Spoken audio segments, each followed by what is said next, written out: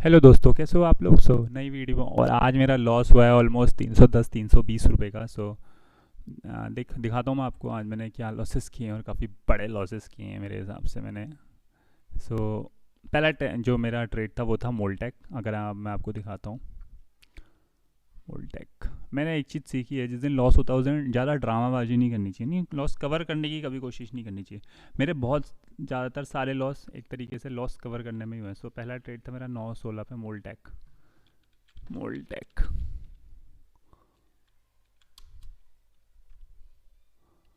ये रहा मोलटेक। एक्चुअली मैंने सब सही किया था। मैं दिखाता हूँ आपको। मेरा यही था कि मैं इसको सेल करूँ यहाँ से 245 के नीचे, 244 के नीचे। अगर हम 1 मिनट में जाते हैं,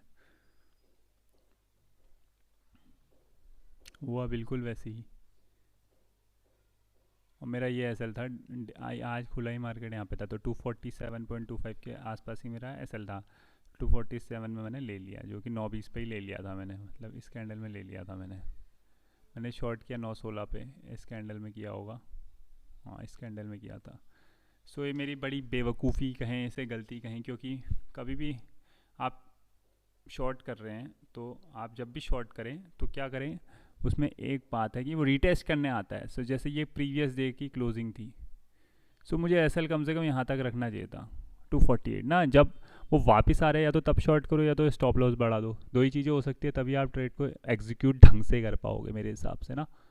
फिर 1 डे का टाइम फ्रेम देखते हैं। मेरी गलती है, मैं बेवकूफ़ी करी। एक तो मेरे को ऐसा होता है कि लॉस दिखे ना तो मेरे को सहन नहीं होता।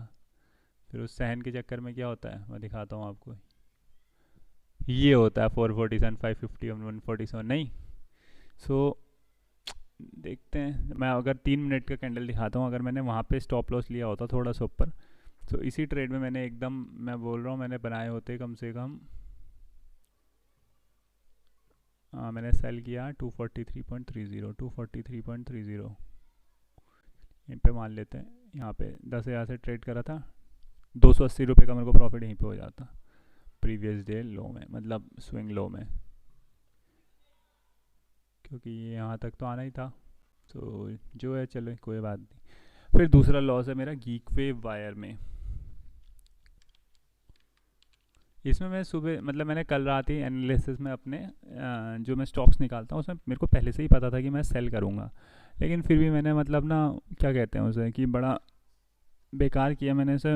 सोच लिया कि ये बाइंग में जा रहा है, लेकिन बाइंग में गया ही नहीं, मतलब। तो थोड़ा, मतलब देखने वाली बात होती है। एक्चुअली मेरा नेट आई थिंक चल नहीं रहा है। लेट्स सी, 1 मिनट देखते हैं एक और बार टैब खोल के, अगर चलता है तो उधर इसे लीव कर देते हैं।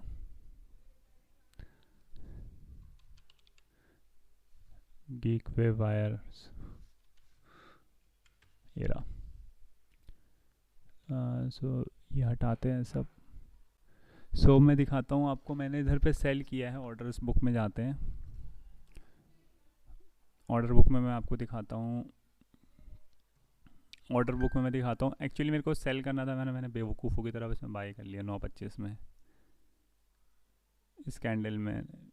इस कैंडल में, मतलब ठीक है।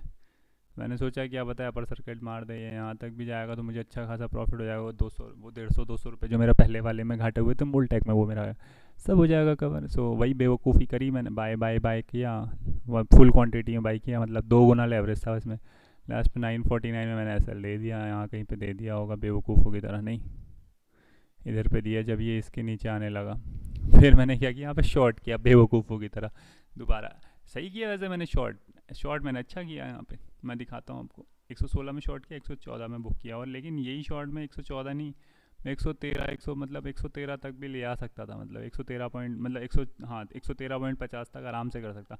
उससे भी गलत बदतमीजी करी मैंने सोलर इंडस्ट्रीज़ में। अगर आप सोलर इंडस्ट्रीज़ में देखें 10/16 में, तो ये तो हो गया, इसमें भी लॉस हो गया मुझे 500 का, 500 550 का।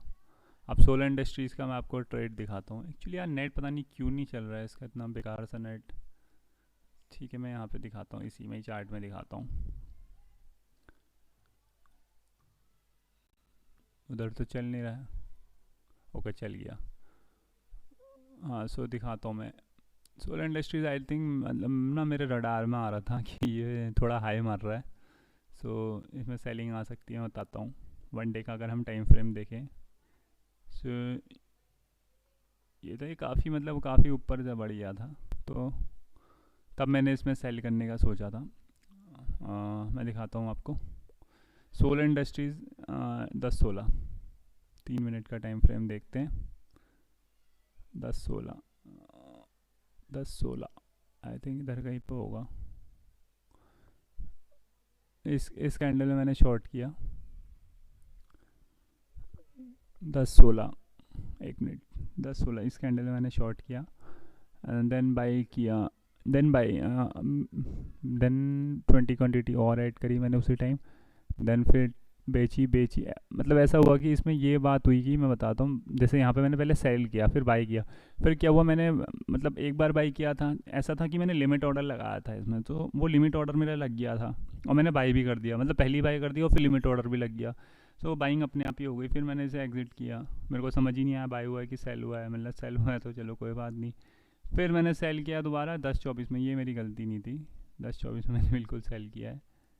इधर पे मैंने फिर सेल किया है, फिर ऊपर बढ़ गया। सो इसमें मतलब बड़े लॉसेस हो गए क्योंकि मैंने 40,000 की क्वांटिटी से ट्रेड कर रहा था। सो लॉस तो होने ही थे, तो 1-1.5% का लॉस हो गया। लास्ट में ट्रेड था, नवा ने मेरी इज्जत रखी।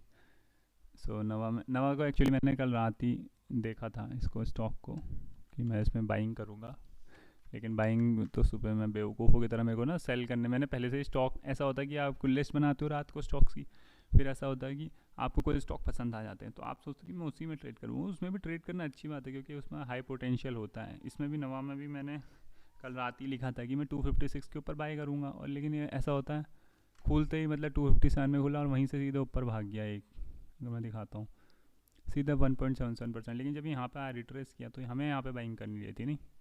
तो ठीक है जो भी है, मतलब सो नवा का मैं सिंपल सा सीन है, मैं बताता हूँ। नवा को देखी मैंने यहाँ पे 11 बजे सेल किया 35 क्वांटिटी। वो इसलिए सेल की मैंने, बताता हूँ, क्योंकि ऑल टाइम हाई था इसका 279 रुपीज़। सो काफ़ी पास आ गया था आई थिंक उसके। 11 बजे दिखाता हूँ आपको, 11 बजे इस कैंडल मैंने शॉर्ट किया 35 क्वांटिटी, देन 11 बज के 1 मिनट वही मान लीजिए उधर ही पे शॉर्ट किया, एंड देन ठीक है। तो 279 के आसपास ही मेरा पे यहाँ पे एसएल था।